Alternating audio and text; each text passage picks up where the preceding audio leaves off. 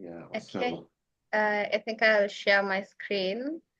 I did some slides. They're not like very, very official stuff, but I prepared just to have like clear talking points. Okay. Can you see my screen?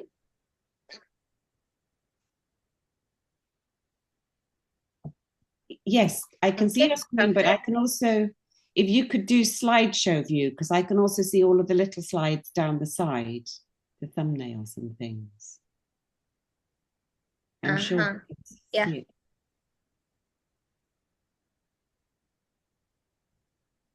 Here or this one? This one. yeah. Is it Oh, good? perfect. Yeah, that's perfect. Thank you. All right. So the first thing is always we stay grateful. So thank you so much, for Fun Equals for putting this together and for Ben and the entire team. It's been an amazing learning curve. So much to unpack still, but I'm very, very excited for the next weaving processes.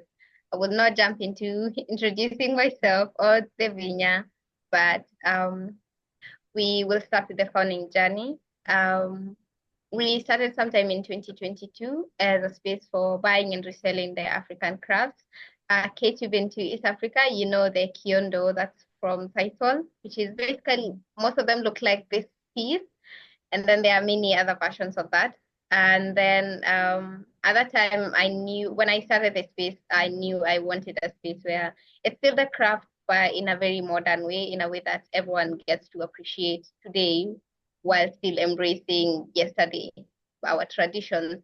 So the first customization piece we tried was a total learning curve, I would call it that way, because at first I wanted to be like, it's a disaster, because it was a disaster, not in terms of how the piece was executed, but in terms of how the communication went with the client and everything. I had just, yeah.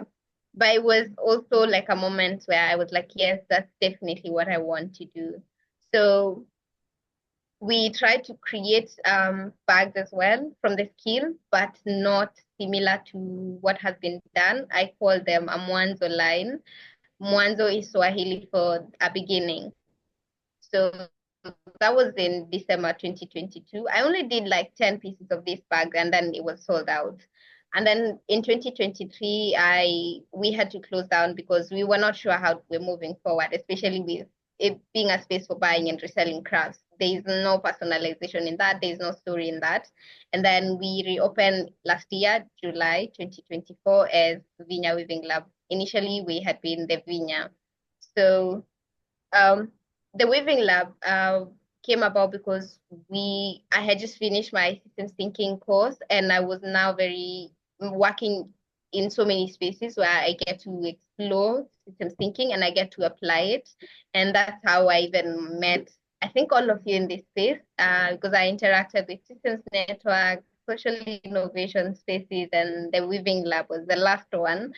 The funny thing, I found the weaving lab after I decided to be Vinya Weaving Lab because I was just Googling and looking at everything that's weaving lab. And I was very, very excited to see that this is actually something that I can do. So the weaving lab has exactly 5 spaces. One is the systems thinking weaving, where we have the workshops. The So far we've done workshops with the communities that weave our crafts. This is us here, the first workshop we ever did. And then the second one, we sit on the grass because it's literally a grassroots organization. And then we also trying to push the system thinking workshops in now even consumers, with even people who interact with the value chain outside of the artisans, because it's a craft we're excited for other people to know about. It's our culture, it's our inheritance.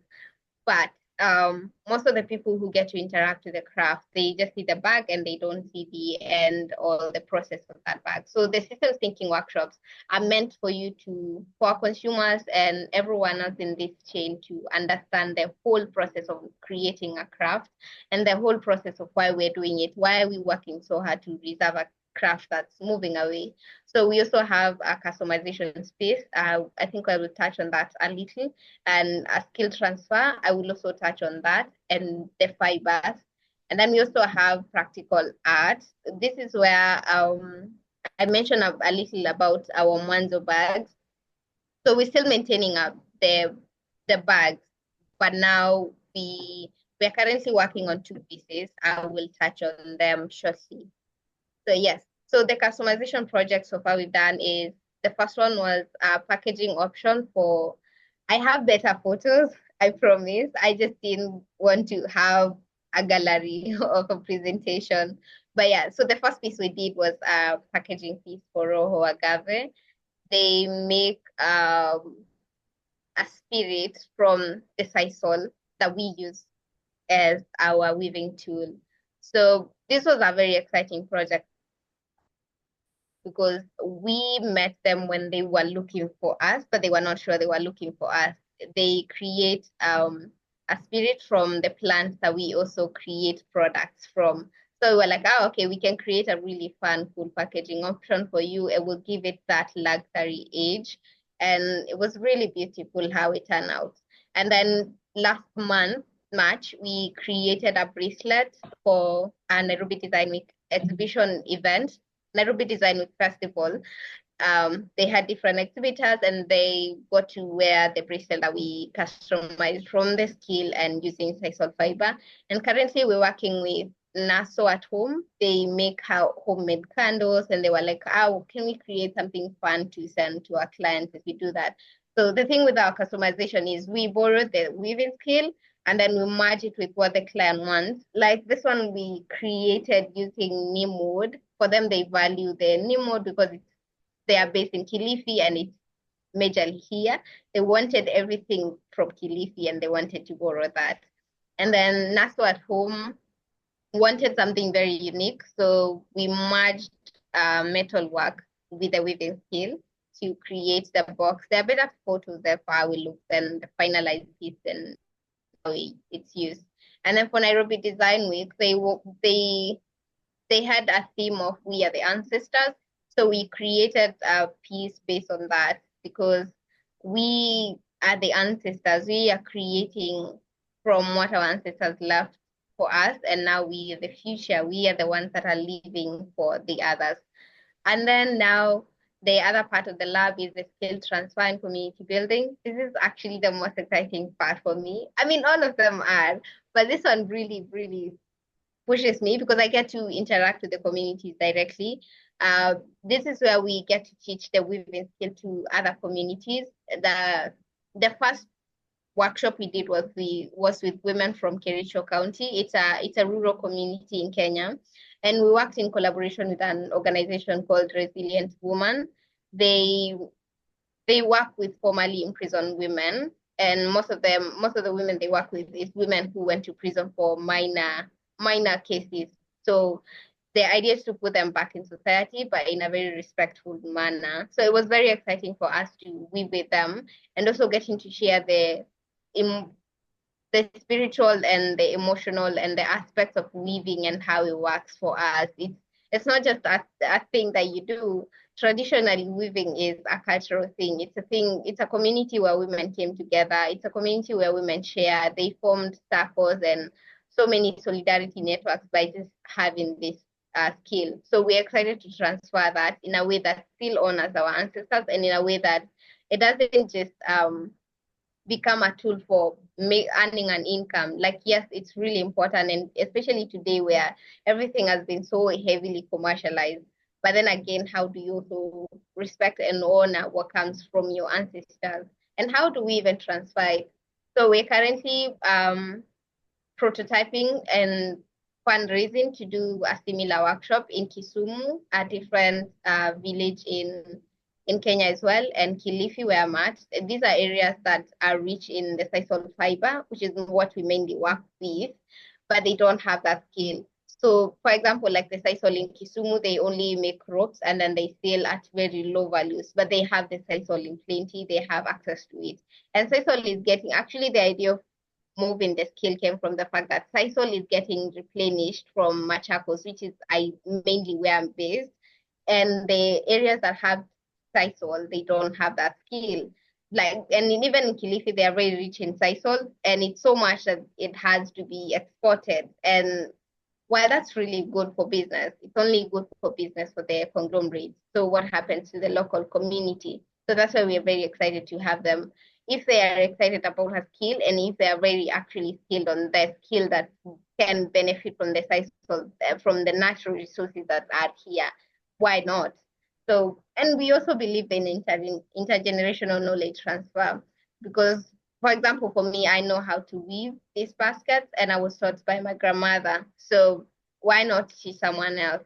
Why not have someone else benefit from it?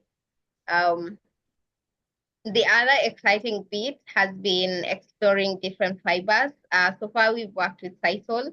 Sisal is mainly the fiber that is associated with this type of weaving. So we have explored agave. It's sisal agave. So we have explored that endlessly. And then sometime last year, we did baobab. And we actually are moving forward with baobab because baobab worked so well for so many other different projects. I will talk about it. And then we also prototyped with banana. We haven't fully finished, well, gotten to a point where we're like, okay, banana is the one. And also pineapple. We did an exhibition last month and we got a lot of recommendations for pineapple. So up next is pineapple after we're done with playing around with banana and seeing what we can create and how durable it is. All right. And yes, of course, there is excitement around how do we respond to climate agencies and how do we move forward with it. All right. Now this is the exciting bit for me. We create practical beauty, practical bags. Um, these are not good photos, but it's okay because the bags are not yet launched. We have two bags on production right now. Uh, Katemi, which is this backpack, I will share perfect photos once it's launched. And then Muombe, the duffel. The duffel is made from the baobab fiber. That's actually why we're super, super excited about it. It was done so well. It's executed so well, and especially for a prototype, we were very, very excited.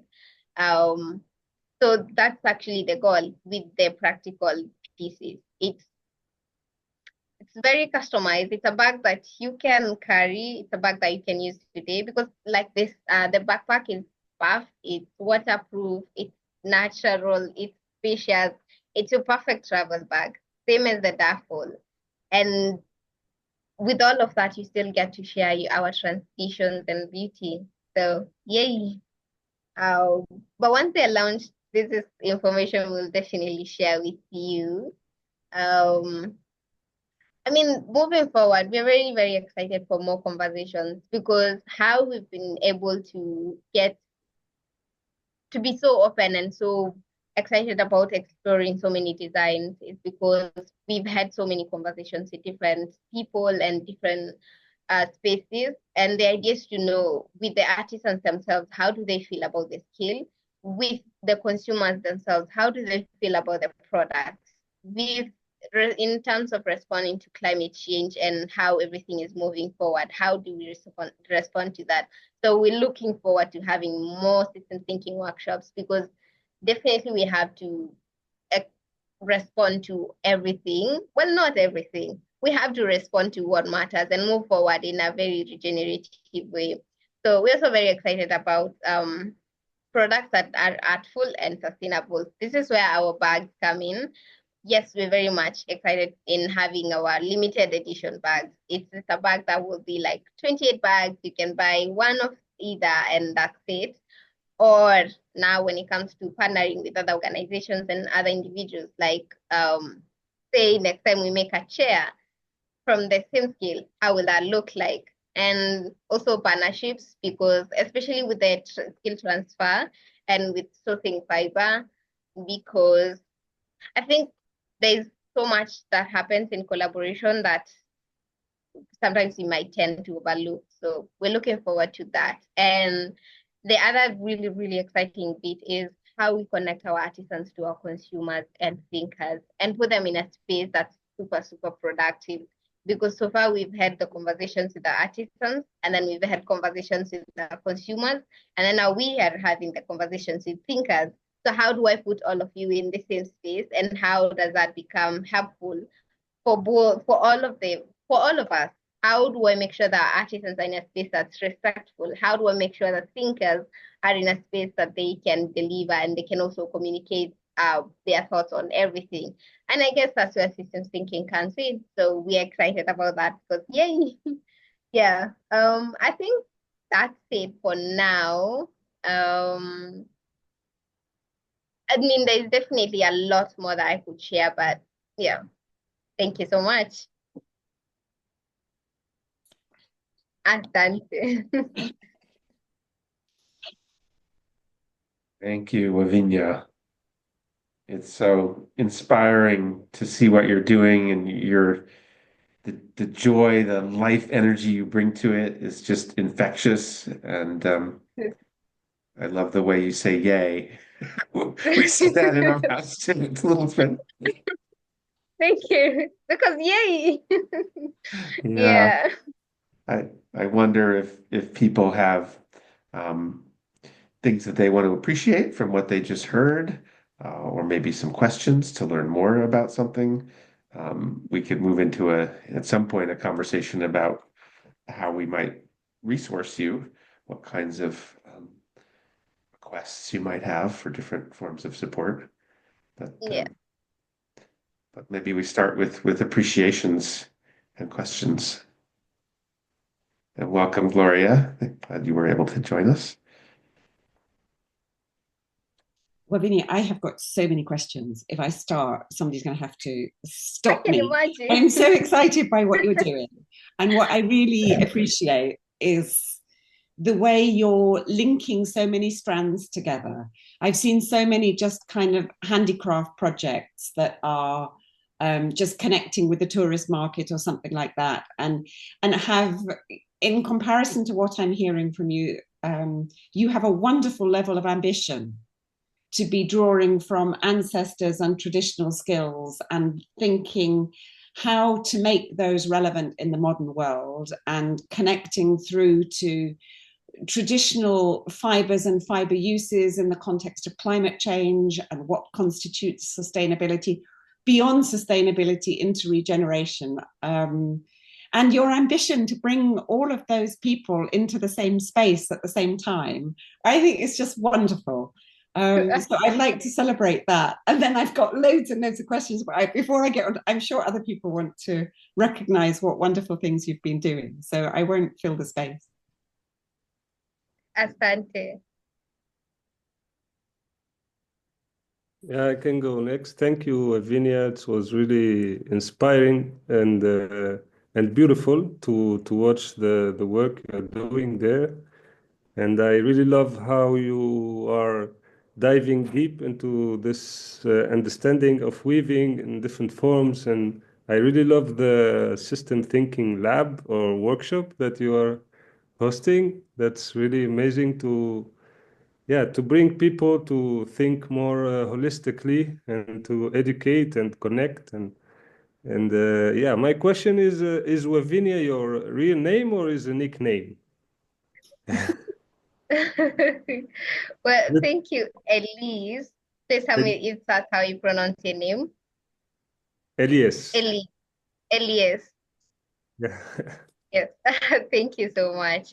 Yes, Wavinya is my name. It literally means the one with the power. Vinya is my vernacular.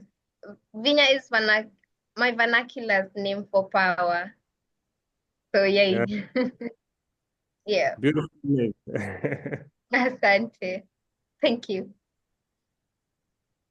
So you are indeed living up with that name, Wavinia. Like Thank I you gain too. a lot of the power and positivity every time that I talk to you. Um, I guess this is my first time officially know what exactly are you are doing and then your project and everything. We just got to know each other from like one event, and then we call each other like every month also, every month or a couple of months, but just talk Yeah. about life, about like generations and everything.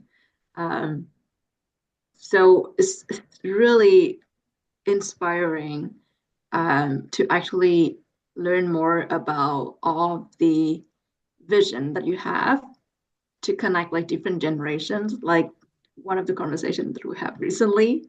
And then for me is really about like, oh, so what this new generation will do differently from us in the past. And then you challenge me all the time about the linear thinking because like none of that actually follow the traditional path, but you respect and appreciate all the wisdom that the previous generation has had so far. So I love you so much, Wavinya, and I love what you are doing. Thank you so much, Tim. And I do love our conversation and you. Yeah.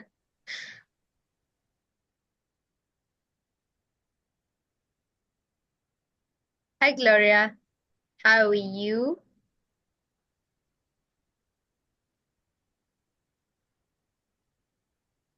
Wavinya, I'm fine. How are you? I'm good. I'm sorry I wasn't able to join in a bit earlier, but just to say I still appreciate the work you do. I'm That's here fine. company for a ride, so yes. Yeah. Yeah, All right. congratulations.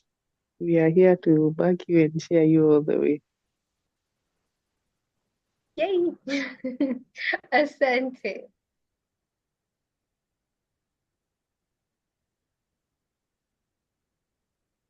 Elijah, are you with us? Do you want to say anything?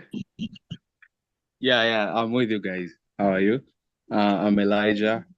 We've interacted with Wavinya through the SAIDS associations and system thinking at large, and we are here to like support her through the progress, seeing what she has been able to do, maintaining herself, not being under pressure of all these other things. Yeah.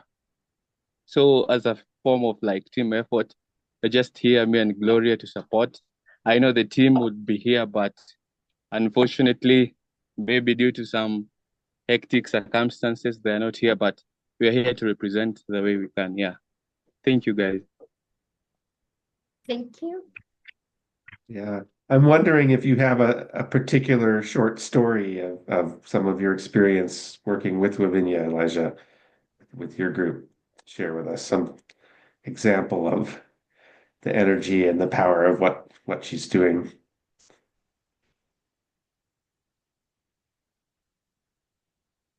No pressure. Okay.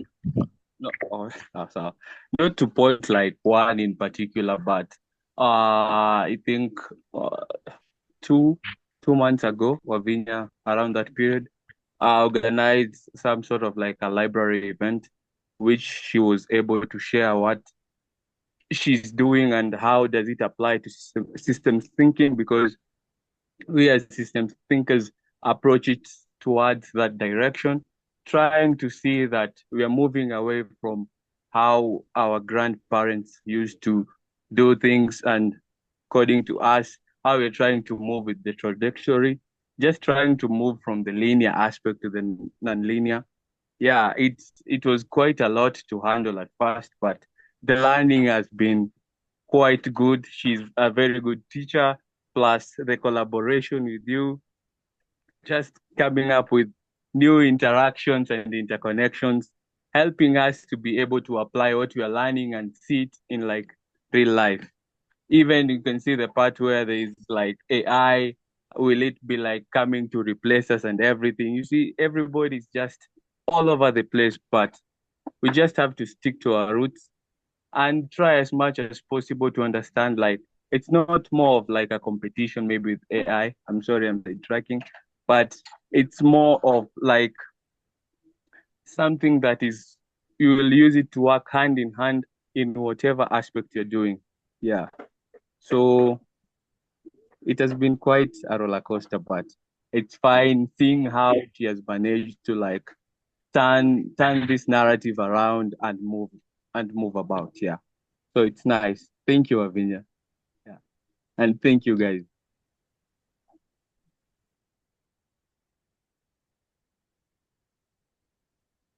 Wavinya, may I ask some questions? Yes. I would love to understand more about the people that are buying your products and the people that are making them and the connections across like that. Because you mentioned some, collaborating with groups that are working with women reintegrating after prison and that kind of thing. And that's a very kind of special niche thing, but there's kind of more regular women's groups and so on. I'd love to hear more. Okay. So the lab comes in 5 different aspects. The first one I mentioned is the part where we make the crafts that are specific to, this is purely Vinya bags. So those are the consumers we have on that side, and those are the random. Mostly, I don't want to call them random because it's not everyone that will buy a traditional bag. So that those are those consumers, and that's the consumer we engage with mostly during the exhibition in Nairobi Design Week. And then we also have the other type of consumers, which is the customized pieces consumers. And for this one, we were going for corporate clientele mostly because you don't find a lot or any sustainability at all in the corporate world, which is where the packaging came in, which is where the traditional and the sustainable bracelets came in, which is where now the gifting with Naso at home comes in. We also had an idea of doing chairs from the scale, but that's undercooked. So with that, we were going for the corporate clientele. How do we bring in traditions and ancestry and sustainability to the corporate world? And then we have a different type of consumer. Well, they are not exactly consuming products, they are consuming the skill, which is now what you mentioned, our partnership with Resilient Woman. We work mainly in collaborations on transferring the skill, because at the end of the day, we cannot go to random villages, identifying women, telling them, you need this, you must have this. It's very wrong in so many ways. While it can be beautiful, that's the NGO way of working. It's where when I was growing up, an NGO would come by our school and some Mzungu person would come by and would touch their skin and would know what it's like to touch a white person. And it feels like that. Honestly, it does feel like that. So I am like, stay away from that. So ideally, that consumer, we go directly to organizations that are already organizing these marginalized, vulnerable women. And hey, this is what you're doing with your woman. Do you mind if this is something we can bring with you? Do you mind if this is something that we can connect with you on? Like, for example, with Kisumu, we are targeting to work with Women Collective Kenya. For them, they work in teaching, not exactly teaching, they work on empowering marginalized women through education and through economic activities. So how do we come in? Can we teach your women to how to fish instead of giving them fish?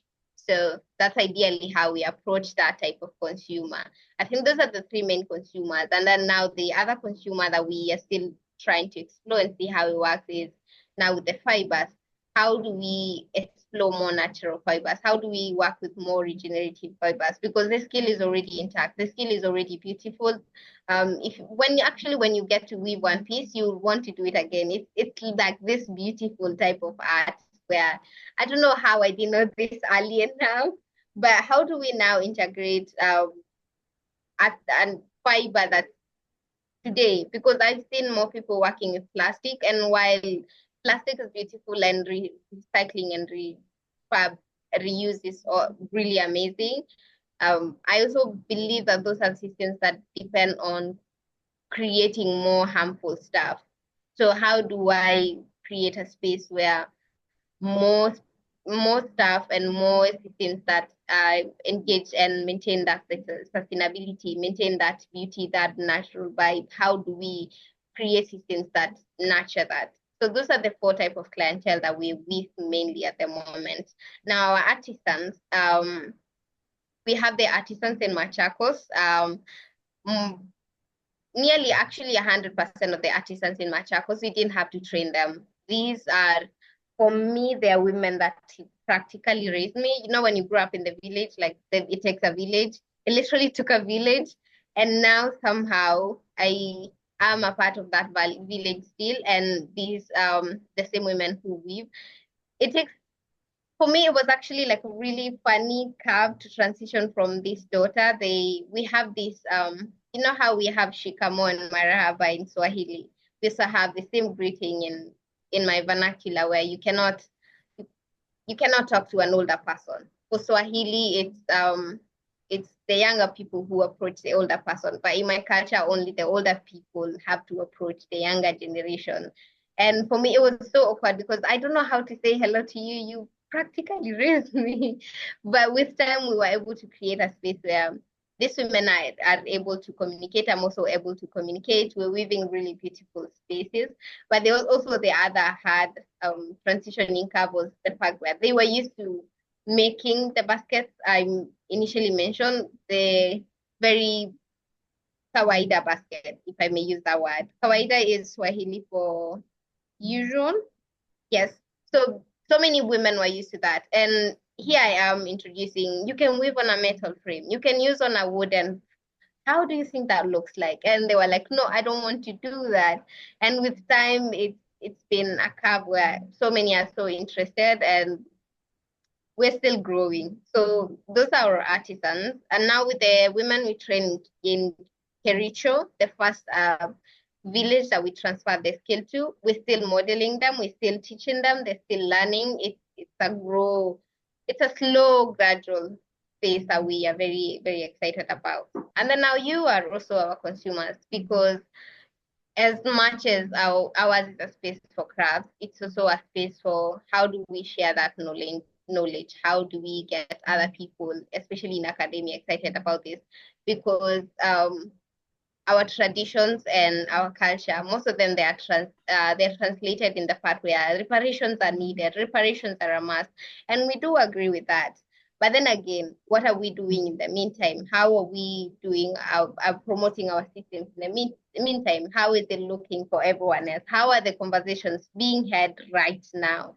So those are the five people. I don't know if I answered your question. If not, ask again, and I will start talking again.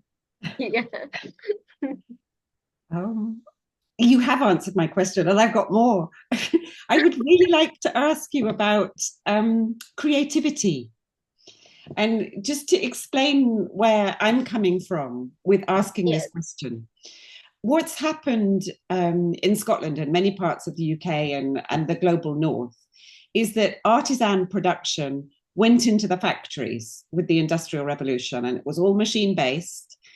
Yes. Very, very standardized production. And that has now, with globalization, that has now collapsed. The factories are now in the Far East.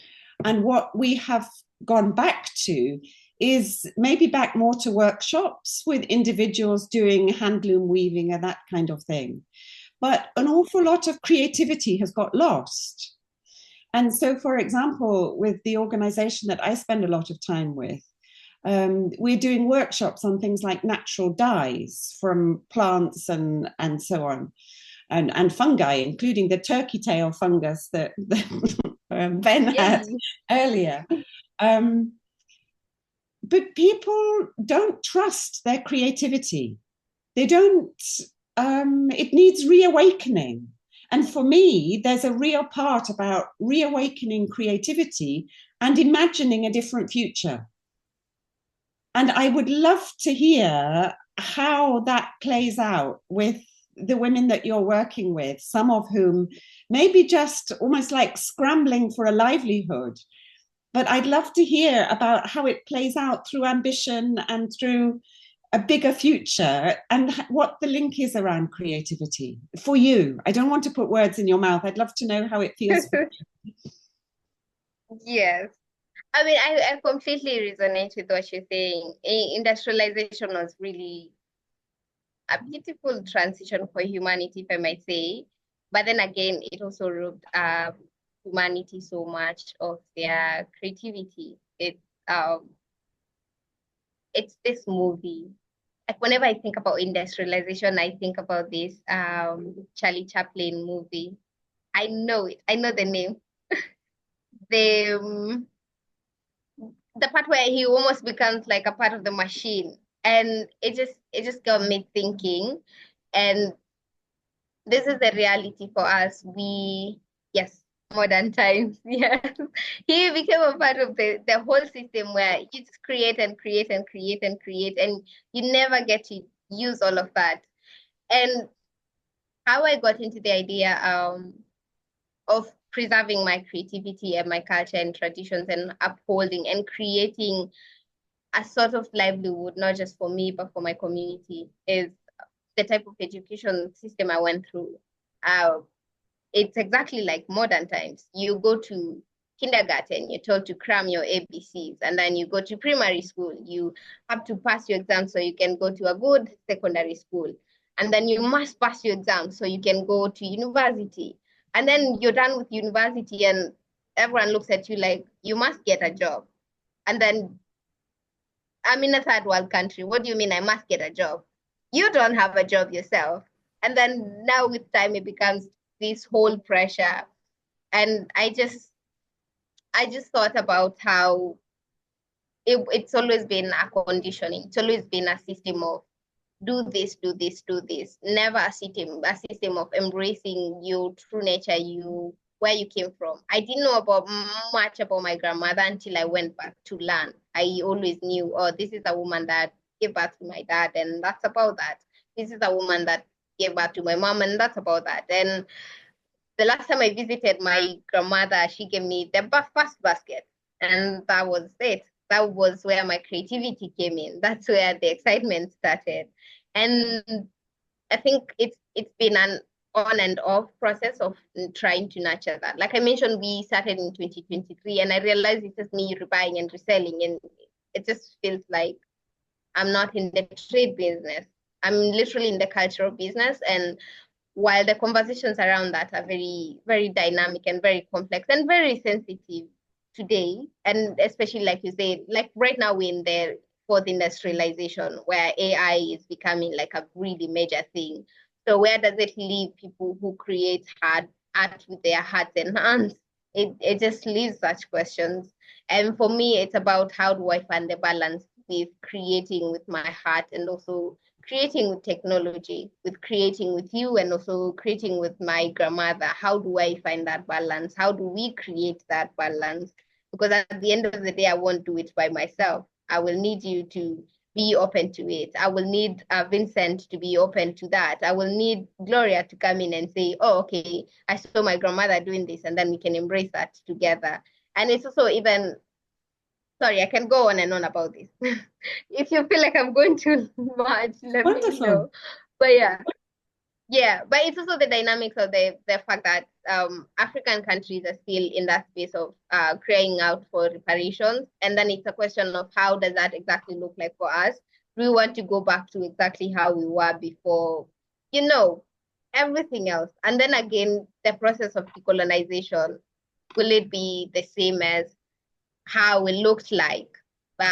Will it be the process of decolonization is going to be a process that doesn't just involve us having conversations or me creating more baskets or me creating more pieces that just say, oh, that's cream African. It's going to be a lot of deep work in terms of how we approach the mindsets. And because even for us, as much as we have internalized the big victim mentality of being victims of that era, either the other side of things is they have also internalized that supremacy, and the conversations will not be had while weaving. They will be had while weaving and weaving the baskets and weaving the conversations and pushing everyone else forward with that.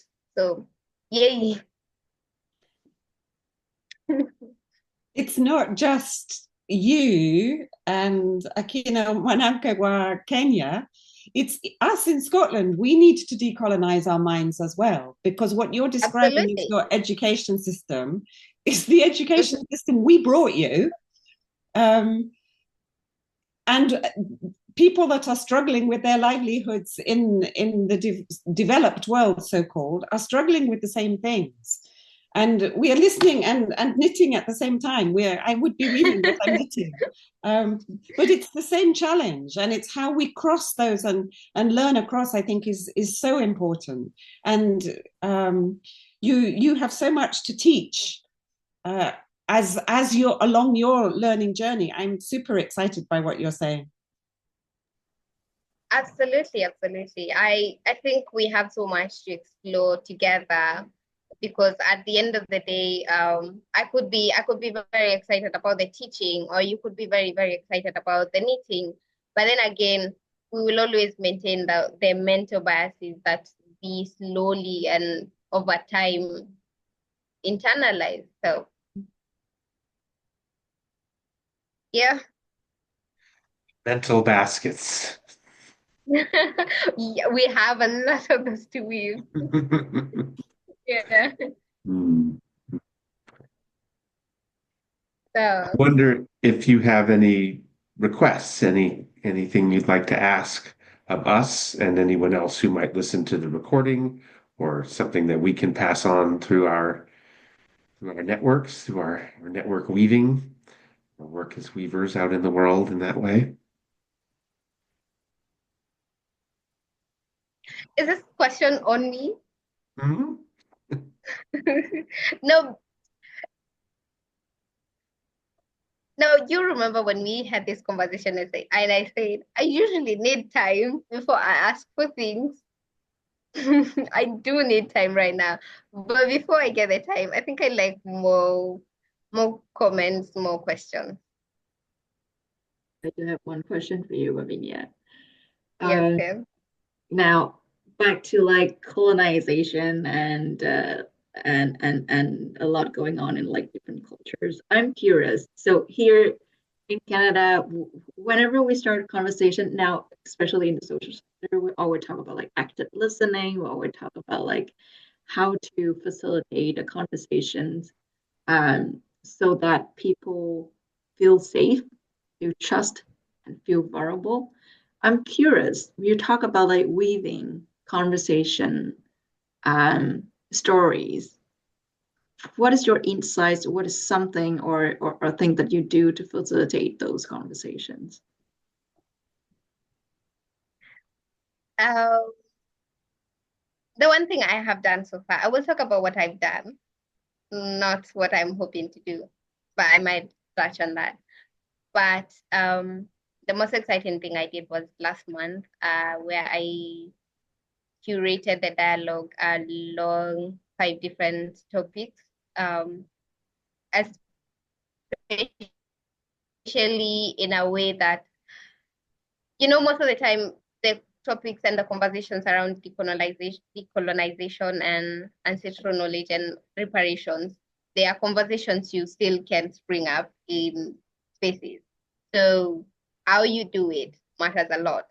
So I structured it from a systems thinking perspective and from 5 different topics that are very, I don't want to say generalized, but very generalized. Anyone would come in and they would talk about it from their perspective, and it was a very beautiful way to look at it. We were asking people 5 different questions. The first one is, who passed knowledge to you, and how do you honor them today? And so many people, and lucky for us, we had access to different audiences. The exhibition was attended by 8,000 people, and most of them from different spheres of life, different parts of the world. And everyone had a response to that question. Everyone had something totally different from what I expected. And the other question was on disruption, which is where we have climate change. This is where we have colonization and neo-colonialism and how it's affecting us today. This is where we have fast fashion and over-consumerism. And the question is, what disruptions do you know that are affecting your traditional craftsmanship? Even if it's something that's not very, very traditional in the literal sense of tradition, like even the things that you used to do immediately in your family, what are the things that are affecting that? And do you think you notice them, or do you think it's just normal change? Like, for example, if you have internalized systems of being oppressed for so long, it's never easy for you to notice that some of the things that you do, like for me, for example, learning to start eating breakfast, it was like a process that, you don't realize. Initially, you didn't grow up eating breakfast because it was never there. But now as an adult, I have breakfast. So why am I not eating? You see, it's such things. How do you have such conversations with so many different people? What have you internalized and how are you translating it to today? And then the main one was the future. We're in the era of AI and easy downloadable art. And traditionally, everything, especially for the African culture, everything was art. Everything was created from a sense of community. Everything was created from a sense of belonging, from a sense of this is ours, Ubuntu and that togetherness. But that's moving away. We are learning from YouTube, we are learning from TikTok, and the rest of it is being forcefully fed to us in university halls and stuff like that. So how are we moving forward with the future that we have now? And what does it look like for you? What are the things that you value that you think should be carried forward? And what are the things that you think technology is robbing us of? And how do we counter or balance that? Because do we really need to counter that or do we need to balance it? It's just about finding how to bring up the conversation. It's about structuring it in a way that is systemic, because systems thinking, I believe it allows me to encompass or embrace all the biases and all the perspective at the same time in the same room, and the conversation will still be respectful and until it doesn't. But yeah, Thank you so much for sharing I that. hope that answers your question. Oh, not only answer, but also give us a lot of food for thought. I know Yeah, for sure. thank you. What is something Amazing. what is something that emerged from those conversations that give you hope for the future?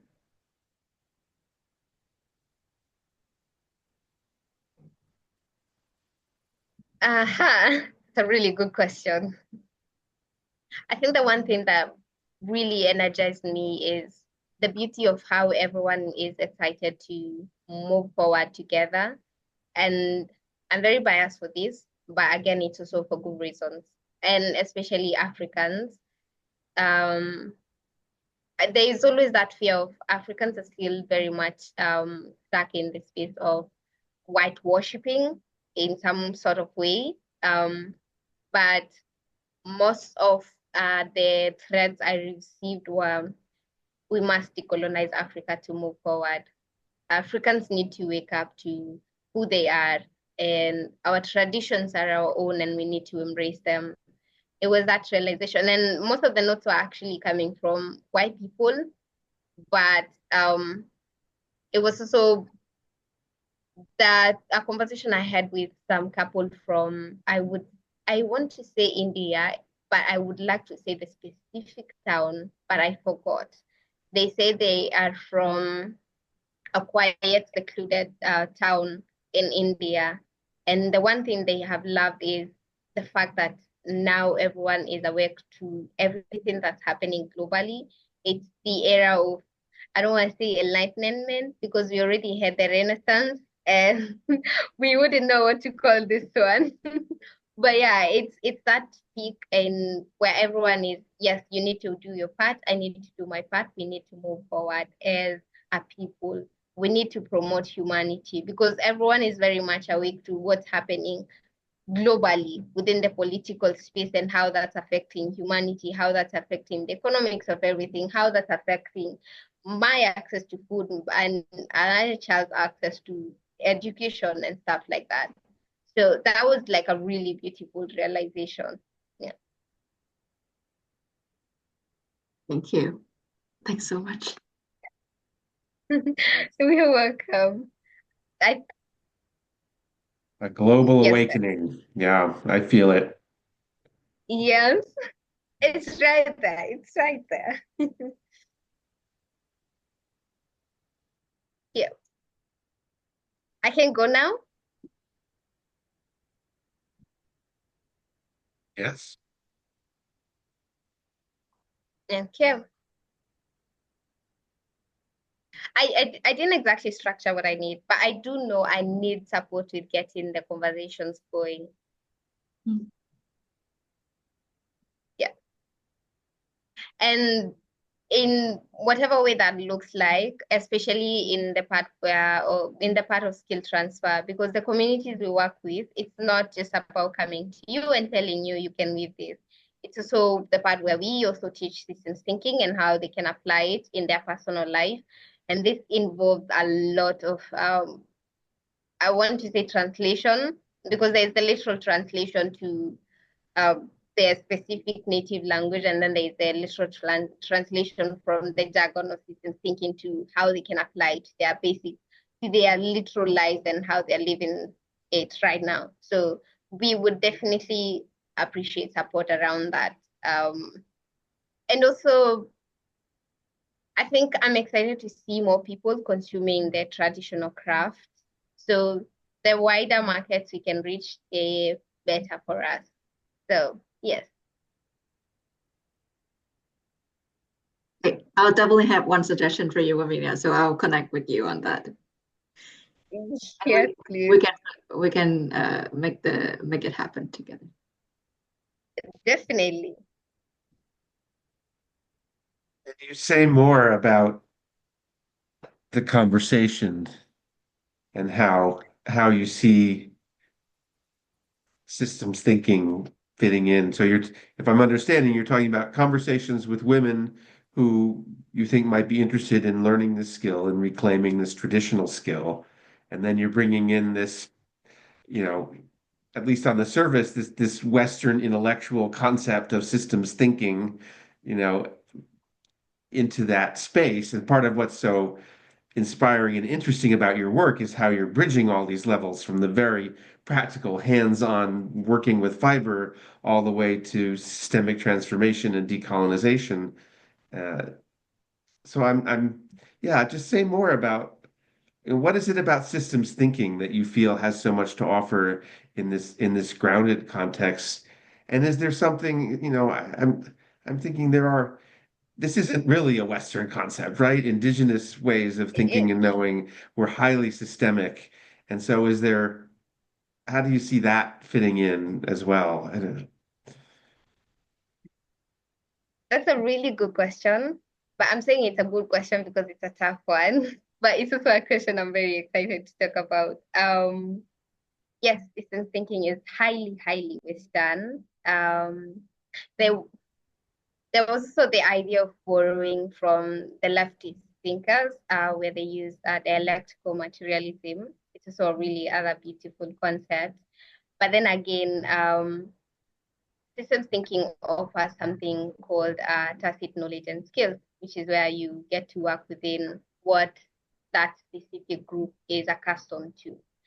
And I don't think it has a lot to offer. I just have this good understanding of it and a good application of it because, for example, with the community we got to work with, we were able to not just translate it from the English jargon to simple terms, but also to apply to their basic everyday needs. For example, for them, I would ask them, what's one way you know that something works around you?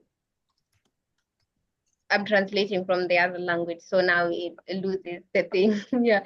So, but what's one system you know? For example, for them, their natural everyday meal is boiled maize and beans. So the simple question is, what is the process of you making maize and beans for lunch every day? We call it give. And they would narrate all of that, and I'll be like, that's beautiful. Do you know what's involved around that? They would give me everything. Those are the components. But now tell me, for example, for you who was formerly imprisoned, tell me how you ended up there. Do you know how, do you know everyone that was involved in that process, even the court processes? And do you think it was fair for you to be there? And do you think it will happen again? And when you look at all the things that happened and everyone that was involved, do you think if any of them was moved, you would not have gone to jail? Or do you think you would go again? Or do you think things will be a lot different for you? And it was so beautiful to hear even most of them say, if I grew up with a mom, I would have known how, I would have probably gone to school and I would not have been doing the things that made me go to jail. And it's creating that realization for them in not a way that you're teaching them, by you showing them what they can already see, but they cannot break it down from that analytical point of view. Because at the end of the day, I'm not looking forward to teaching you any jargon. I'm looking forward to having you experience your life from the point of, oh, okay, I see now, I can do this differently. Because I think when I started the Vinya, when it became Vinya Weaving Lab, I was having a conversation with my mom. My mom has worked with rural communities for the longest time. And she told me one thing is for you, sure, teach um you can teach everything you want to. You can tell a poor person everything you want to. You can tell an oppressed person everything you want to, but you will never steal that that suffering from them. You will never rob a poor person of that poverty. You will never rob a sick person of that sickness unless they want to let it go. So usually the balance is about creating spaces where they can be free to let it go. And that's actually what we are cultivating with moving the skills. Like, yes, we're teaching weaving. Yes, we will learn how to create a basket and it will be very beautiful and it will sell and you will make all the money and I will make money because I'm a middleman and I want to make money. But at the end of the day, I want you to realize that as a woman, as a man, because you also have men interested in the skill, as a woman, as a man, I borrowed something for my life, for my heart, for my soul, for my future generations that isn't tangible in terms of what is in the physical realm of things. And that those are the conversations with the artisans. But now the other conversations are now conversations with thinkers, conversations with our consumers. Um, because, for example, a consumer, someone that's very excited about buying a bag that's the Vinya, uh, especially the bags that are yet to be launched. Those are bags that drew so much attention. Everyone was super, super excited. But then I would ask someone, what's the first thing that drew you to this bag? And everyone would say, it's a traditional piece. It's very beautiful. It's very unique. And then I would ask them, do you know how this bag came to be? And for them, it's like, it was weaved by someone in the village. And okay, what else? You see, it's realizing you want to buy this bag because it has that African touch, and then you will go with it to Europe, and then you'll say, "Oh, I bought this in Africa," and then it will always be a piece of thing that you brag that you went to Africa and got. But then again, do you actually know anything about anyone in Africa? Do you know any real stories in Africa? Do you know any truth about Africans and their cultures and traditions? And so those are the conversations you look forward to having with people who consume our bags. Those are the conversations we hope to have even with the thinkers, because there's so much appropriation with how we consume this art that it's just so painful for me, because I would literally not sell a bag to someone that says, "Oh, okay, my friend would really love that I went to Africa and I got this for them." It's like, no, just no. And also, it was the realization of most so far, this is a skill that's very personal to us, very traditional to us. But if you look at the big organizations that run the craft industry in Africa and especially in Kenya, all of them are really practically white people. I think only me and a younger lady are doing it now, my friend, and they're doing it in a way that's authentically African. And that really angered me in a way like it's more appropriation, more appropriation, more appropriation for generations and generations. So how do we create a space where, yes, you can keep appropriating, but you have to know the truth. You have to know where this came from. You have to put a human touch in everything that you consume, and especially if it's very traditional and very, very African.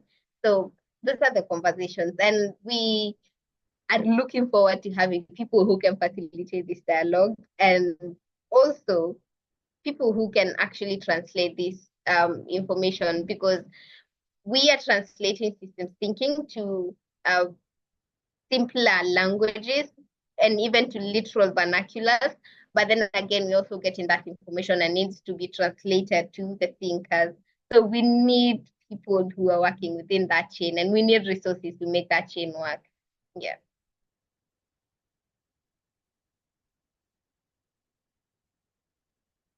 You're mute, Kate. Yeah. May I share a resource that you might find useful? Yes, please. I don't know them myself, but I listened to a podcast that was about their work, and it was simply wonderful for explaining systems thinking. And it's based an organization based in the UK, but a woman who spent a long time in the Usambara Mountains, which you will know a little south from you in Tanzania.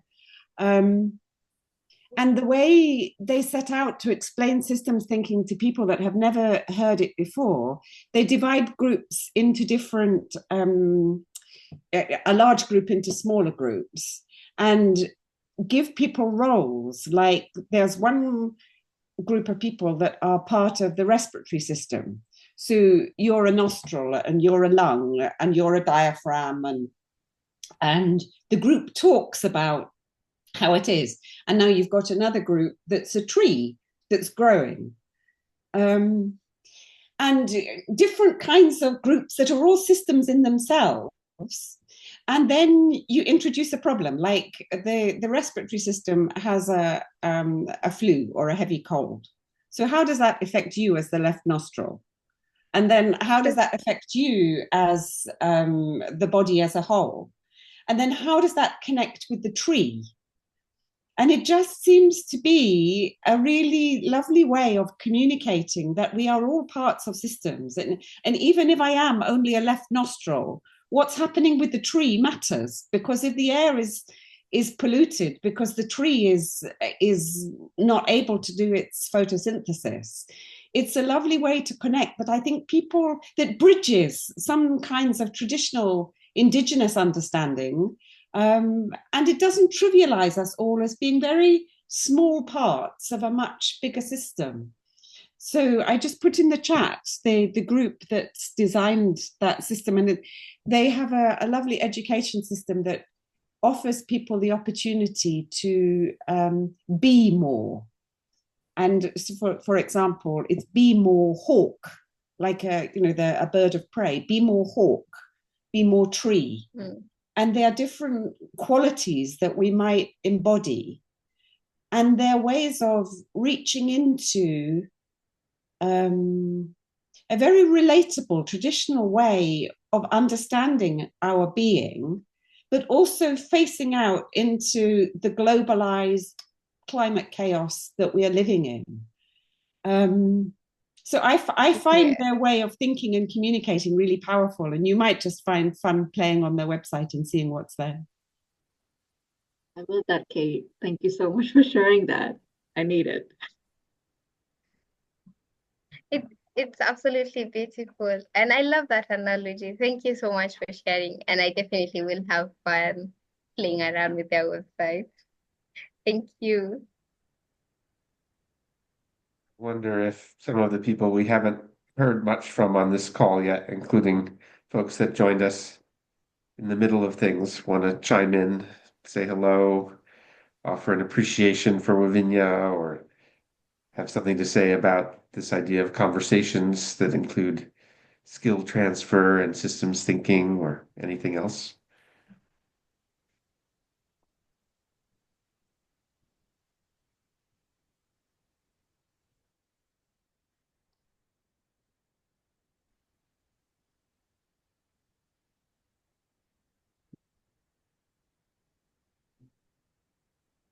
Can I ask questions? Yeah, for Wavinya. I wonder how to follow your work online. If you have social media or website where we can follow your work. And yeah, I wonder how, because it's really nice to practice weaving. I think for everybody, it's like ancestral skills that we all need to have in many ways, and also practice weaving across organizations and regions. And something that I am very interested to is weaving bi-regionally. Bi-regions are territories that share similar landscapes and cultures, and to help build resilience, we learn how to how to weave bioregionally across people who do regeneration on the ground and how they can support each other and have a common vision. And so I wonder if you also do that where you are, where you connect people from different contexts in one that share one common territory to support each other. So that's my question.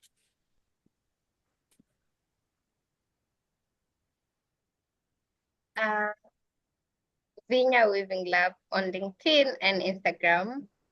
We don't have a website yet, but it's literally under construction.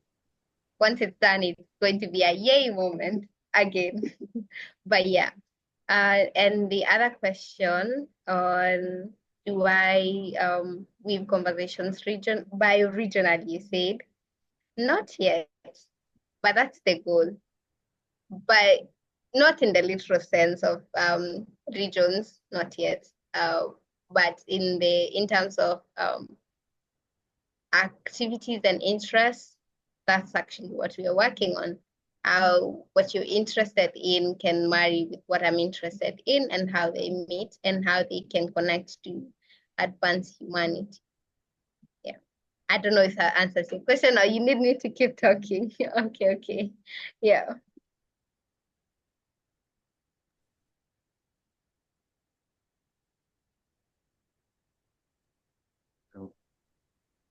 Kate, not to put you on the spot necessarily, but do you want to say something about the regenerative work sort of globally in textiles, the resourcing regenerative textiles co-creation node that you're developing, how that fits in here? Yes, I think it could be potentially really exciting. I don't know, Wavinya, how much you know about how Cofundico is working as a kind of a mycelial network with nodes that connect. And we've created one that's around regenerative textiles, really looking towards what would an economy look like that is really, I suppose, the polar opposite of fast fashion. The kind of thing that what really attracts me is a regenerative soil to soil cycle, that we could go from soil to fiber to yarn to textile. It's a little bit different to the weaving of baskets that you're doing, but the principle is the same. We can do it with sisal or banana or pineapple. You create the household item or you create the product. And if it's all done organically, and it can be repaired as well, when the way a lot of plastic-based, fossil fuel-based garments and so on is really hard to repair, at the end of life, it can go back into the soil and be regenerative. And for me, it's a lovely local economy. We could be doing that in small areas. We don't need to be selling products to the other side of the world. And what is demonstrable, that growers will grow the fiber if they know that there's people that are going to be there to use it. And classically with sisal, it was a colonial extractive product, and it's almost had to be reclaimed for craft work and for local handicraft use, for products that people would actually use. But what would a localized economy look like? And how can we connect the people that are growing to the people that are processing, to the people that are making and to the consumer? How do we make that circle work? And it does also connect with what Elias was saying across bioregions, because we're not doing sisal and bananas in Scotland, but we're doing linen and wool. But the strength of what you're doing in your bioregion can also be linked, not in a globalized trade, but in a supportive trade with the kinds of things that we're doing. Because, you can do things with wool that you can't do with sisal. You can do things with sisal that you can't do with wool.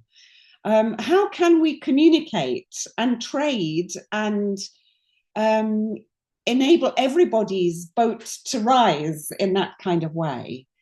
So with we've set up this co-creation node to form more of these kinds of conversations.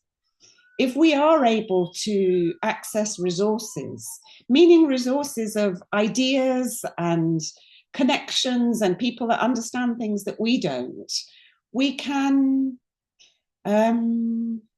what's the word? We can bring the rain on ourselves. We can, draw down what we need. And that's, for me, the excitement and the promise of Co-Fundico. And there are some people doing completely different things. Their interest is perhaps in tourism, or it's perhaps in construction or something like that. But there's a cluster of us that are really interested in fiber and textiles. And I would love it if you would say, yeah, I want to connect with that. And really specifically, I would love to open a conversation between Wavinya Weaving and Fibershed Scotland around things like decolonization and what economic structures need to exist for artisans and craftspeople working in these different ways to flourish. And some of the challenges, I guess, might be similar, and some of them might be really different. But it would be lovely to have that conversation and see where it takes us. Who knows? So, if you would like to connect through Fibershed Scotland and through that co-creation node, it would be wonderful. Should I go? Yeah, please do. You can see I talk, Okay. so just butt in and say. Yeah, you really tried to summarize. Thank you so much. I will still schedule the call and talk more about regenerative Scotland. I know we had a plan for that, but let's do it and see how the conversation goes. But yeah, absolutely. There's so much to talk about it from this perspective of decolonization and also from the perspective of soil to soil. And that really excited me because that's actually what I mentioned. While the weaving skill has now been moved to working with recycled plastic and all of that, it's creating that system of depending on what you're trying to get rid of.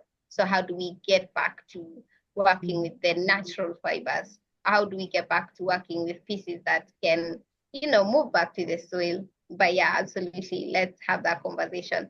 I'm still learning more about how Kofan Eco works, and I love that there is no pressure to do it because it's a mycelium that has to be broken down. But yeah. Yeah, we're figuring it out as we go along with you. Okay. Then let's go then. Yeah. All right. I'm thinking just back to something you said that was quite powerful a few minutes ago, Wavinya, about not wanting to have these bags be sold to somebody who's just going to say, look at this cool traditional African thing that I bought, the cultural appropriation of that's not enough of it, that, and so I'm imagining, what if we created conversations? So you buy this product, you're also committing to having a conversation in some way about it. So that when you show it to people, when people ask you, you get to invite them into something that maybe even, isn't just in that moment, but then contains an invitation to say, well, and if this is interesting to you, here's where you can go to get more involved. Something like that, just to what is there beyond, people will love these things because they are beautiful and they're traditionally made and they love the idea of supporting these women and all of that. And I hear you saying that's not enough. We want more, we need more, and why not have more, right? I think I don't know. I just got excited imagining that. And Yeah, I mean, I love that you're excited about that because it's an idea we had with my business partner, and we're still thinking through it. Because like the Baba bag and the backpack, which is the product we currently putting in the market next, the idea is to make very limited pieces. the exact number to be exact would be 28, which is my age and which is the age of everyone else that has been excited to come into the business before I actually put it out there.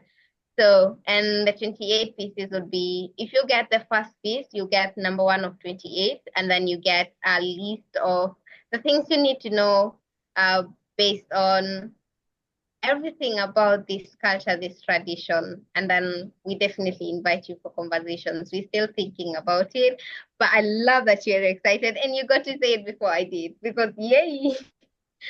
But yeah, but yeah, that's the plan. And also it the goal is also to create pieces that you won't be finding somewhere else, like with the mass produced pieces.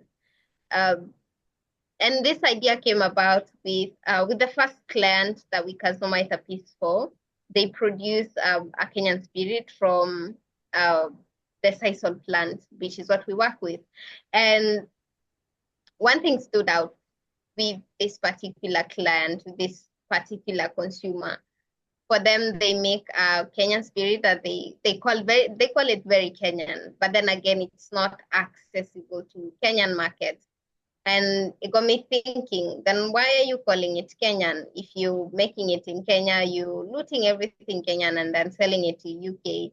And they said, that's just how the market works and all of that. And I was like, you're the first person that needs to to have a sit down with me and have this conversation because that's literally how colonization works. You would quote unquote borrow resources from us and invest in your country and keep progressing it there. And at the end of the day, we will still always look like beggars. So how do I sell a product to you as Ben or to you as Kate and make sure that you understand I'm not selling you this bag because I need PT or because I need you support.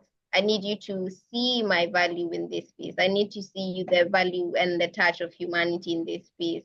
Because if you wanted an easy piece, you could have gone to China and bought the bags. Now that they are down pricing. Yeah. We know what they did. But yeah. Anyway, yeah. I could go on, but I don't want to go on. Yeah. Is it possible to give Elias a little bit of space to talk about a wonderful decolonization resource? Yes, please.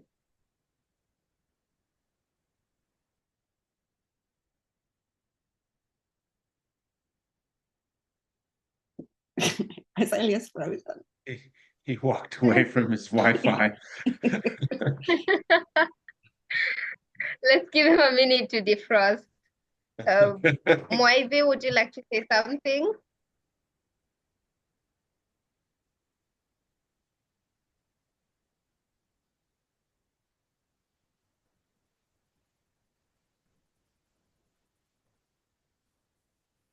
Hello, can you hear me? Yes. Yes. Thank you. I would just want to put a comment because this is a very important conversation, getting to understand the political economy of the weaving, because sometimes most of our ideas are rooted in the economics of that society. And it's good that now we are even starting to have conversations along decolonizing, for example, such kind of work, which I think it's very important because sometimes we always like to copy and paste, especially Eurocentric kind of works, and to put them as if they are the most interesting or the most advanced ones. But we can see that we need to put our work to reflect even our own societies. Because if something, for example, is made for the European market, it will always, for example, appeal to those people. But how can we make, for example, our work to be appealing or even to serve the needs of our people? Because we do not just produce for the sake of producing, but we are producing to serve the needs of our people. So I think this is a very important conversation, and I will want to give a thumbs up to Comrade Wavinya and all who have joined today's discussion. So thank you. Thank you.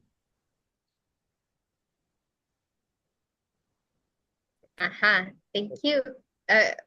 Elias, do we have you back? Yeah. Yeah, I wanted to say I really love how you are interrupting the colonial patterns and like questioning the relationship, yeah, between the customer and the weaver and the land itself. And I think it would be really interesting to also to connect with the bioregion that is producing these products in terms of yeah, the plants, the biodiversity, and the local people, the local culture, the ancestral wisdom and knowledge through this work and through these products to yeah to be more resilient and more free from the colonial economy and mindset also because I think most of people today are colonized in their minds, including white people and black people, and everyone is is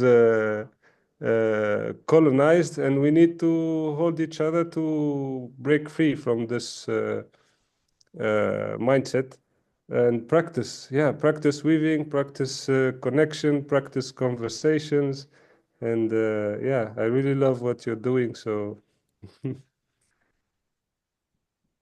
Yay! Yay! But yeah, yay always. I think I like that you, Elias and Waibu, almost touch on the same thing. It's very we are operating on spaces that are not our own, especially when it comes to our mindset and everything. And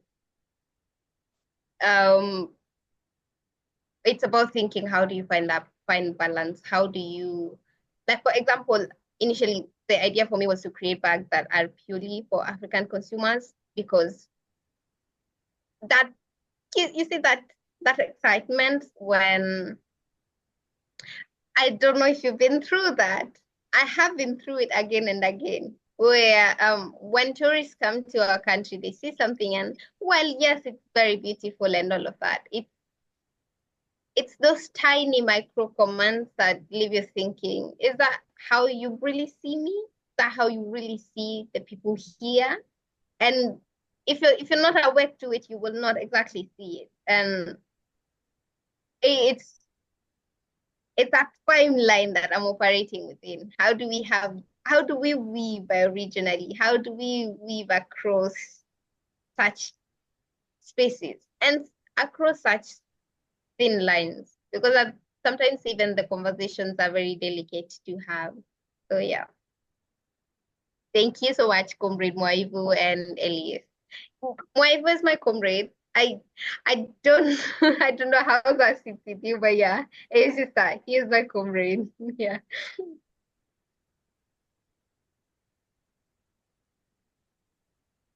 Thank you so much, Wavinya, for making the time to share your work with us and your heart and soul and just all the care and love that you're putting into this. I can't believe you're only 28. It seems like there's 28 years worth of learning, if not generations embodied in I'm what you're actually doing. 27. 28 is a bit later in the year. It's very inspiring. Thank you. I do want to honor the time. We're at the end of what we allotted for this. We can linger, but maybe I don't know if there are any closing words anybody wants to offer before we stop the recording. Just deep, heartfelt appreciation. Should I? Yeah, and so much joy in meeting other people on the call. In everyone who's called in from Kenya. That sounds like it's the start of a conversation, not just a one-off. So thank you very much. If you could put a link of your Instagram, Wavinya, I would be very happy to follow your work. And Yes. Oh, yay! Her EA is so contagious. We didn't catch Yay. that. Elijah, were you going to say something? yeah. I was just on finalizing, like, thank you for this meeting. It has been very insightful. Even for me personally, I've learned a lot from you guys, and the entire aspect of decolonization and decolonization of our minds, and trying to like understand new perspectives and narratives. Even the example you have given was superb about the bag finding itself in Europe, and it doesn't have a story. It was just bought in Kenya, and just somebody's just showing it off. And you're depriving the story of how did this come about, the process, and everything in between. So it's such a good interaction and the learning experience for me personally as a SAIDS fellow and a systems thinker. Also to commend Wavinya on her hard work, progress. Maybe she started out and she did not like think it was going to be like this big, and now she's having an opportunity to network even across Africa. Yeah. So it's so nice. Thank you for everything. And we appreciate you guys. Thank you, Kate, for your insights. Regenerative textiles, like you could not even like think of that, me as a person. So yeah, I have gained a lot in this 1 hour 30 minutes that I've been here. Thank you so much. Yes, God bless you guys. God bless you too. Thank you, Elijah.